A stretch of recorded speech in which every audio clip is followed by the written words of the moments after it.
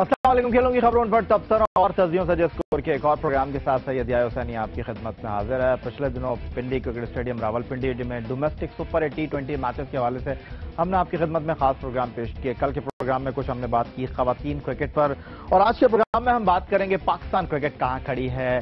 बांग्लादेश की टीम वादा करके फिलहाल पाकिस्तान आ नहीं रही, शायद कुछ दौरे में ताखीर हो। पाकिस्तानी खिलाड़ियों के बगैर एक बार फिर इंडियन प्रीमियर लीग के दिलचस्प और सनसनीखेज मुकाबले आप देख रहे हैं पाकिस्तान के पहले स्पोर्ट्स चैनल जियो सुपर पर। और डोमेस्टिक क्रिकेट में उम्दा कारकर्दगी दिखाने वाले खिलाड़ियों का मुस्तकबिल क्या है, आज के प्रोग्राम में इस पर बात करेंगे। लेकिन पहले एक नजर आज के टॉप स्कोरर पर। मुल्क में इंटरनेशनल क्रिकेट की बहाली, पाकिस्तान प्रीमियर लीग के लिए कोशिशें हुई तेज।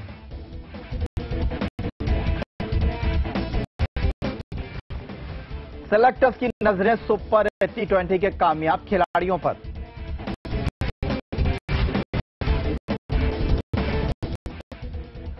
आईपीएल का 5वां एडिशन, इफ्तिताही मैच में मुंबई इंडियंस ने हासिल की कामयाबी।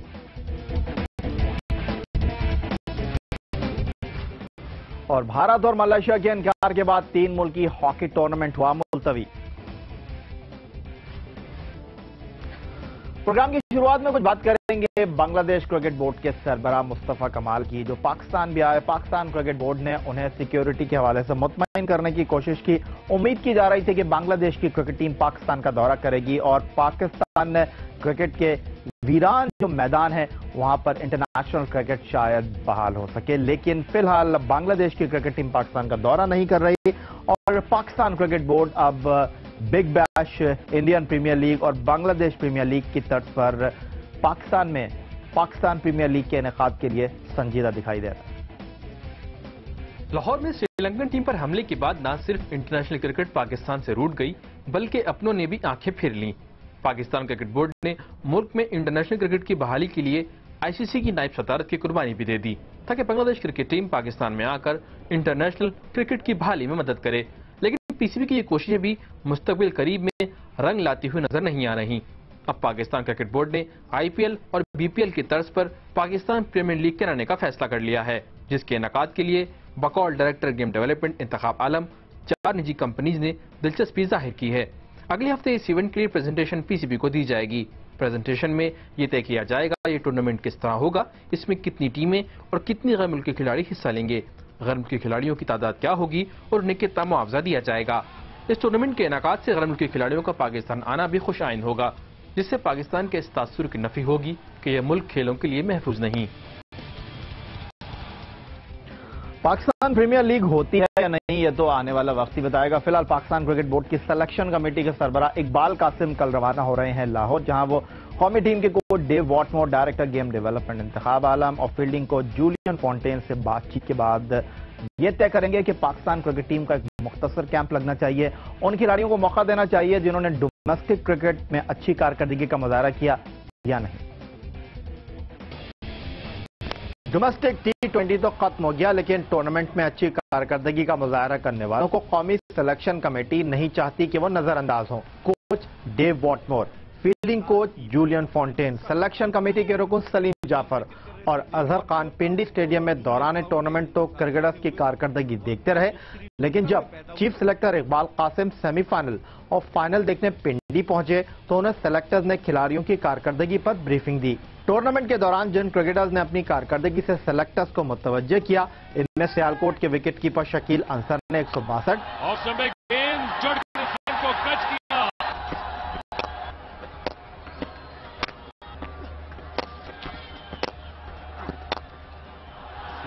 किया बैट्समैन ने उम्दगी के साथ। उसी टीम के हारिस सोहेल ने 173 का इस्तेमाल किया, बहुत ऊंचा खेले।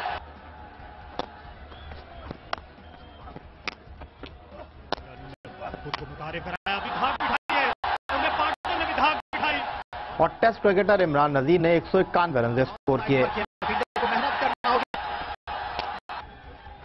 लेकिन कदमों का इस्तेमाल इमरान नजीर ने जरगिज किया। फाइनल खेलने वाली कराची डॉल्फिन्स की बात करें तो खालिद लतीफ 243 रन के साथ सबसे नुमाया रहे। बहुत ही उम्दा स्ट्रोक और कदमों का इस्तेमाल नहीं किया। उन्हीं के साथ ही शाहजेब हसन ने 141 रन बनाकर सिलेक्टर्स को एक बार फिर अपनी जानिब मुतवज्जे किया। और उनकी इस गेंद को उठाया डाउन द ग्राउंड और इसे हुक कर दिया। बॉलिंग की बात करें तो सियालकोट स्टालियंस के रजा हसन 12 विकेटों के साथ सबसे आगे दिखाई दिए। मोहम्मद समी और आते उन्होंने जोरदार शॉट खेलने की कोशिश की, गेंद हवा में, क्या शकील अंसर ये कैच करेंगे और उन्होंने कर दिया। स्ट्रोक टॉपेज हुआ और एक और विकेट हासिल की रजा हसन ने इस ओवर में। पहली गेंद करने के लिए नौकिया कराची डॉल्फिन के कैप्टन कराची डॉल्फिन्स के कप्तान मोहम्मद समी ने विकेट तो एक ही हासिल की, अलबत्ता उनकी स्पीड ने सेलेक्टर्स को एक बार फिर किया मुतासिर। कराची ज़ेबराज़ के अनवर अली ने विकेटें तो 3 मैचों में 6 ही हासिल की, अलबत्ता वो भी सेलेक्टर्स की इब्तदाई फहरिस्त में जगह हासिल करने में रहे हैं कामयाब। इंडियन प्रीमियर लीग का एक और एडिशन शुरू हो गया। इस क्रिकेट में सब कुछ है, इस क्रिकेट में हंगामा भी है, इस क्रिकेट में एंटरटेनमेंट भी है और इस क्रिकेट में बहुत ज्यादा ग्लैमर भी है। लेकिन अगर कुछ नहीं है तो वो सिर्फ पाकिस्तानी क्रिकेटर्स नहीं है और पाकिस्तान के टेस्ट ऑलराउंडर अजहर महमूद जरूर इस क्रिकेट में हिस्सा ले रहे हैं, लेकिन पाकिस्तानी खिलाड़ी की हैसियत से नहीं बल्कि एक ब्रिटिश नेशनल की हैसियत से।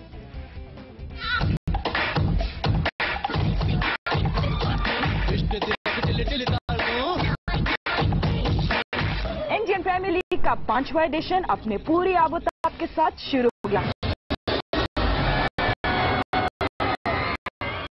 इवेंट से एक दिन कबल आईपीएल की रवायती रंगारंग इब्तिदाई तकरीब हुई, जिसमें बॉलीवुड स्टार्स ने क्रिकेट स्टार्स के साथ 4-4 लगाए। बिग बी के नाम से मशहूर अमिताभ बच्चन, बॉलीवुड के दबंग खान सलमान खान और प्रभुदेवा एक्शन में नजर आए। मैं अगर पत्थर बनूं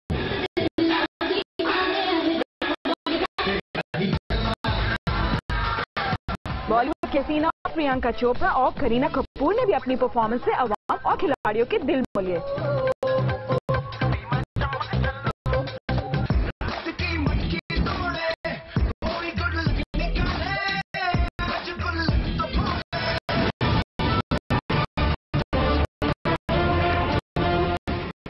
इब्तिदाई तकरीब के अगले दिन पहला मैच हुआ मुंबई इंडियंस और चेन्नई सुपर किंग्स के दरमियान। टॉस तो जीता चेन्नई सुपर किंग्स ने, लेकिन मुंबई इंडियंस की नपी तुली बॉलिंग के सामने चेन्नई के बैट्समैन बड़ा स्कोर बोर्ड पर ना सजा सके। 112 रन में सुरेश रायना ने 36 रन का हिस्सा डाला। मलिंगा, ओझा और पोलार्ड ने 2-2 विकेट समेटी।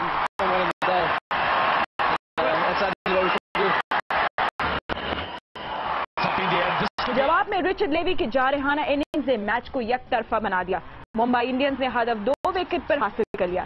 रिचर्ड लेवी ने 50 रन की इनिंग्स खेली। अब जिस क्रिकेट में करीना कपूर हो, प्रियंका चोपड़ा हो, सलमान खान दिखाई दे रहे हो और बिग बी अमिताभ बच्चन हो, तो वो क्रिकेट तो चलेगी ना, बल्कि दौड़ेगी। इंडियन प्रीमियर लीग के दिलचस्प और सनसनीखेज मैचेस आप देख सकते हैं कि पाकिस्तान के पहले स्पोर्ट्स चैनल जियो सुपर पर और हमारे आने वाले प्रोग्रामों पर इस पर खास नजर रहेगी। लेकिन फिलहाल प्रोग्राम में एक छोटा सा ब्रेक लेंगे। ब्रेक के बाद कुछ बात करेंगे कौमी खेल हॉकी की। भारत और मलेशिया के इनकार के बाद पाकिस्तान में अब 3 मुल्की टूर्नामेंट भी होगा नहीं।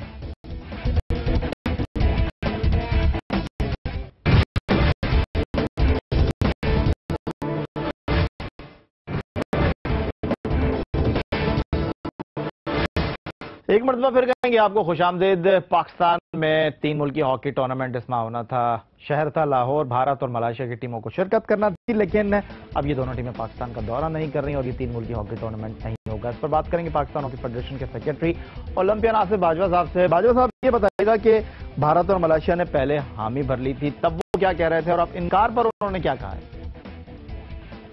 देखिए, दोनों टीमों ने हमें कंफर्म किया था कि हम पाकिस्तान में आएंगे और हमारी कोशिश तो थी 4 नेशन टूर्नामेंट करवाने की, और हमने चाइना और साउथ अफ्रीका को और अर्जेंटीना को भी ये इनविटेशन एक्सटेंड किया था। शुरू में अर्जेंटीना ने भी इसमें बड़ा पॉजिटिव हमें रिस्पॉन्स दिया। उन्होंने हामी भरी थी कि हम इंशाल्लाह ताला अप्रैल में ज़रूर आएंगे, लेकिन उनकी अपने प्रोग्राम जब उनका फाइनल हुआ है, जब उन्होंने क्वालिफाई कर लिया ओलंपिक के लिए, तो उसमें उन्होंने इस टूर्नामेंट को बाहर निकाल दिया। और इसी तरह कुछ फाइनेंशियल प्रॉब्लम थे साउथ अफ्रीका के, जिसकी वजह से उन्होंने कहा जी कि हम रिग्रेट कर रहे हैं क्योंकि हमारी फाइनेंशियल पोजीशन इतनी नहीं है कि हम स्पेशल 4 नेशन टूर्नामेंट खेलने के लिए पाकिस्तान आए, जबकि उनकी ओलंपिक एसोसिएशन ने क्वालिफाई किया हुआ था साउथ अफ्रीका की मैन टीम ने, तो उन्होंने मना कर दिया कि आप ओलंपिक खेलने नहीं जाएंगे। उसके बाद फिर इंडिया और मलेशिया ने हमें बिल्कुल हमें पॉजिटिवली उन्होंने जवाब दिया कि जी हम बिल्कुल खेलेंगे और हमारी कमिटमेंट है। और फिर हमारी बातचीत होती रही पूरा इस दौर में, और उन्होंने मुख्तलिफ मराहिल पे हमें मुख्तलिफ गारंटीज दी कि हम 110% टूर्नामेंट खेलने आएंगे।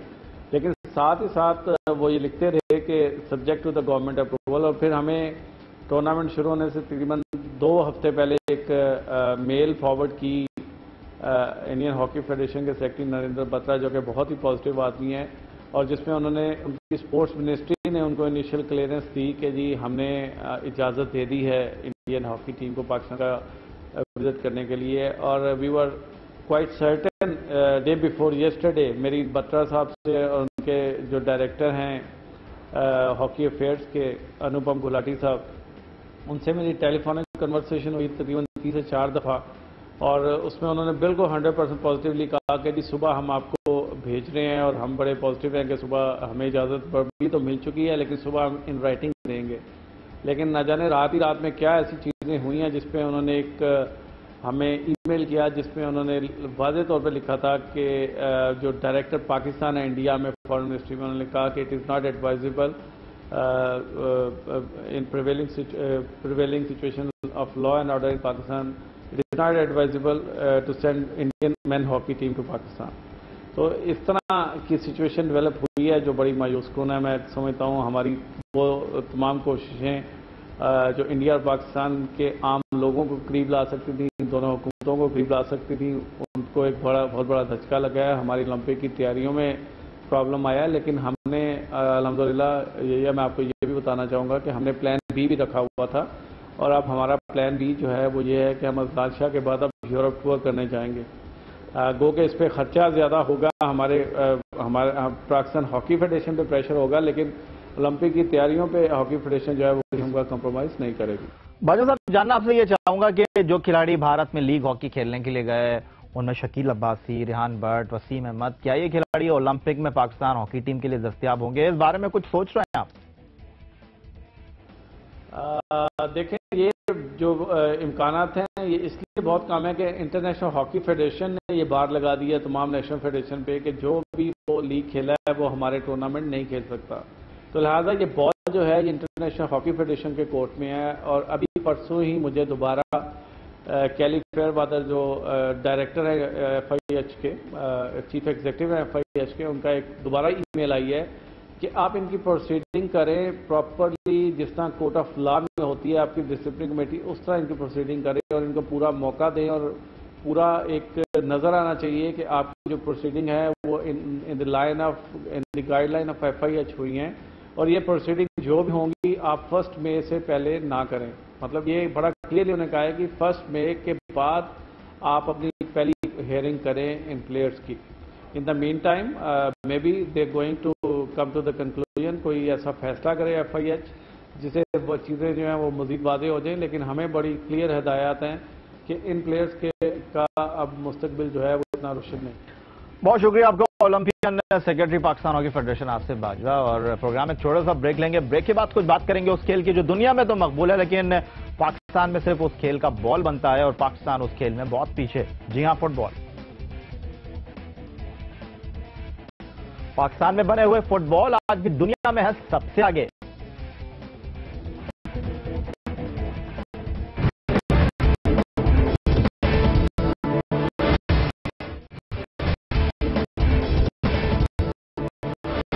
एक मरतबा फिर कहेंगे आपको खुशामदीद। और फुटबॉल दुनिया का एक मशहूर और मकबूल खेल है, लेकिन पाकिस्तान में इस खेल का ऐसा लगता है कि कोई पुरसाने हाल नहीं। पाकिस्तान में अगरचे फीफा गोल प्रोजेक्ट के हवाले से खासा काम हुआ है, लेकिन Pakistan football team world cup में आज तक क्वालिफाई नहीं कर सकी। इससे आप अंदाजा कर सकते हैं कि पाकिस्तान में फुटबॉल की ज़बूहाली किन मसाइल से दो चार है। पाकिस्तान अगरचे फुटबॉल में दुनिया में अपने खेल के हवाले से तो मशहूर नहीं है, लेकिन पाकिस्तान के बने हुए फुटबॉल दुनिया भर में अपनी शनाख्त रखते हैं। सियालकोट में सिल्वर स्टार ग्रुप के चेयरमैन आफ्ताब इकबाल साहब से बात करेंगे, क्योंकि सियालकोट में बड़ी तादाद में ऐसे फुटबॉल बनते हैं जो स्पेन जाते हैं, इटली जाते हैं, जर्मनी जाते हैं। आफ्ताब इकबाल साहब, जहांगीर इकबाल साहब, ये जानना चाहूंगा आपसे कि जो फुटबॉल सियालकोट से बन के जा रहे हैं इस वक्त दुनिया में उनका क्या स्टैंडर्ड है? जहां जहां फुटबॉल खेला जा रहा है वहां इस वक्त भी फुटबॉल सियालकोट का बना हुआ ही खेला जा रहा है, लेकिन एडिडास ने अभी जो नया बॉल मुतारफ का है पिछले चंद सालों में, वो थर्मो बॉन्डिंग, जो टीमें एडिडास के बॉल के साथ खेल रही हैं वो थर्मो बॉन्डिंग के साथ खेल रही हैं। और जहां जहां हाथ का बना हुआ बॉल खेला जा रहा है वो सियालकोट से ही बना हुआ जा रहा है। जहांगीर इकबाल साहब, पाकिस्तान फुटबॉल में तो आगे नहीं, लेकिन जो पाकिस्तान से बना हुआ फुटबॉल है वो दुनिया की जो मार्केट है फुटबॉल की, उसमें एक अहम मुकाम रखता है। आपसे जानना ये चाहूंगा कि पाकिस्तान फुटबॉल फेडरेशन को भी आप फुटबॉल बनाकर देते हैं, जब दुनिया को आप फुटबॉल बनाकर दे रहे हैं, अगर देते हैं तो किन शराइत पर देते हैं, और पाकिस्तान फुटबॉल फेडरेशन के क्या रवाबित हैं आपके साथ? जी, क्योंकि हम इस वक्त दुनिया के नंबर 1 ब्रांड के साथ फुटबॉल का काम कर रहे हैं और हम चाहते हैं कि हमारे मुल्क में भी फुटबॉल प्रमोट हो, लिहाजा हम अपने हाथ का बना हुआ जो फुटबॉल है वो पाकिस्तान फेडरेशन को हर साल डोनेट करते हैं, उनको फ्री हम पे देते हैं। अच्छा, ये जानना चाहूंगा इस वक्त जो फुटबॉल दुनिया भर में आप बनाकर भेज रहे हैं, वो हाथ से बना हुआ फुटबॉल ज्यादा मकबूल है या मशीन से? ये दुनिया में जो बेस्ट क्वालिटी फुटबॉल है वो आज भी हाथ का बना हुआ है, मशीन का।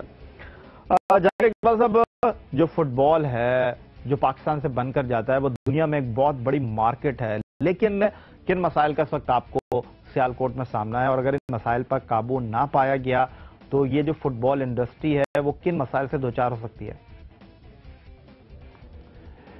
देखें जी, इस वक्त हमारा मद्दे मुकाबले चाइना है। उसने पिछले 5 सालों में फुटबॉल में बहुत ज़्यादा इनोवेशंस लाई हैं, जिसमें मशीन्स का बना हुआ बॉल और मैकेनिकल बॉल शामिल है। उसके साथ साथ वहाँ के बिजनेसमैनों ने फुटबॉल में जो भी रॉ मटेरियल इस्तेमाल होता है या केमिकल इस्तेमाल होता है या उसके लिए जो भी मशीनरी दरकार है वो लोकली तौर पर बनाना शुरू कर दी है। और उसके साथ साथ उन्होंने अपने क्वालिटी स्टैंडर्ड और प्रोडक्शन स्टैंडर्ड को इंटरनेशनल मेयार के मुताबिक किया है, जिससे कस्टमर को बॉल इंतहाई कम कीमत पर और वक्त क्वालिटी और वक्त बॉल मिल रहा है। बहुत शुक्रिया जहांगीर इकबाल साहब, चेयरमैन सिल्वर स्टार ग्रुप हमसे बात कर रहे थे। और इससे पहले कि प्रोग्राम आज का खत्म करते हुए आपसे इजाजत चाहें, आपने हमें ईमेल की score@geo.tv पर, उन ईमेल्स को प्रोग्राम में शामिल कर लेते हैं। ये पहली ईमेल हमारे पास जरा मौजूद है और मंडी भाउद्दीन से मोहसिन लिखते हैं, सुपर 8 T20 क्रिकेट टूर्नामेंट देखने का मजा आ गया। पाकिस्तान क्रिकेट बोर्ड को चाहिए कि ये इवेंट सियालकोट, गुजरावाला, मुल्तान, पेशावर और हैदराबाद में भी कराए। बिल्कुल जनाब, अगली ईमेल हमारे पास मौजूद है सियालकोट से उस्मान सरवर की, कहते हैं कि आईसीसी हमारी डोमेस्टिक T20 क्रिकेट टीम को चैंपियंस लीग में शामिल क्यों नहीं करती। और आज के प्रोग्राम की आखिरी ईमेल हमें भेजी है मोहम्मद असद ने मियावाली से, सिलेक्शन कमेटी को कहते हैं कि इमरान नजीर को कौमी टीम में शामिल करें, जबकि सिलेक्शन कमेटी अहमद शहजाद को भी नजरअंदाज ना करे, ऐसा कहा मोहम्मद असद ने। फेसबुक पर आप विजिट कर सकते हैं हमारा पेज score.geo न्यूज, और अगर आप हमें ईमेल करना चाहते हैं score@geo.tv हमारा ईमेल एड्रेस। आज के प्रोग्राम में इतना ही। सैयद यार हुसैनी को स्कोर की पूरी टीम के साथ अगले प्रोग्राम तक के लिए इजाजत दीजिए।